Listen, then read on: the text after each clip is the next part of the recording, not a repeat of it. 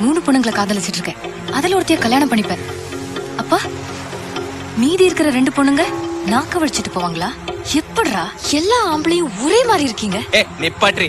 என்னடி தப்பு பண்ணிட்டேன் பேசிட்டு இருக்க? வேலைக்கு போகணும்னு நினைக்கிறவன் 4-5 கம்பெனில அப்ளிகேஷன் போடுறது இல்ல, வீடு கட்டணும்னு நினைக்கிறவன் 4-5 பேங்க்ல லோனுக்காக அப்ளை பண்றது இல்ல. ஏன் எதுலயாவது ஒண்ணுல ஒர்க் அவுட் வந்தானே? அப்படிதான் என்னமோ ஆம்பளை மட்டும் தான் தப்பு பண்ற மாதிரியே பேசிட்டு இருக்க. எந்த பொண்ணுடி உண்மையா இருந்திருக்கீங்க? எவனையோ ஒருத்தனை காதலிக்க வேண்டியது, அவன் பின்னாடியே ஒரு 2-3 வருஷம் லோன்னு சுத்த வேண்டியது. திடீர்னு ஒரு நாள் அவன் முன்னாடி வந்து நின்னு ஐயோ எங்க அம்மா ஒத்துக்கல, எங்க அப்பா ஒத்துக்கல, ஆட்டிக்குட்டி ஒத்துக்கலன்னு காதலிச்சவனை கழட்டி விட்டுட்டு பெத்தவங்க பார்த்த மாப்பிளைய கல்யாணம் பண்ணிக்கிட்டு போறது இல்ல. அதுக்கப்புறம் ஆம்பளைங்க எல்லாம் தாடி வச்சுட்டு குவார்டர் அடிச்சுட்டு ரோட்ல நாய் மாதிரி சுத்திட்டு இருக்குமா? ஹலோ, இப்ப இருக்கிற ஆம்பளைங்க எல்லாம் ரொம்ப உஷாரமா, ரொம்ப தெளிவா இருக்கும். எல்லா பொண்ணுங்களும் வாங்க, வந்து சத்தியம் பண்ணுங்க.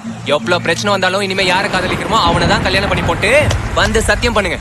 அதுக்கப்புறம் நாங்கெல்லாம் திருந்தி ஒருத்தியே காதலிச்சு அவளையே கல்யாணம் பண்ணிக்கிறோம். நீங்க திருந்தாத வரைக்கும்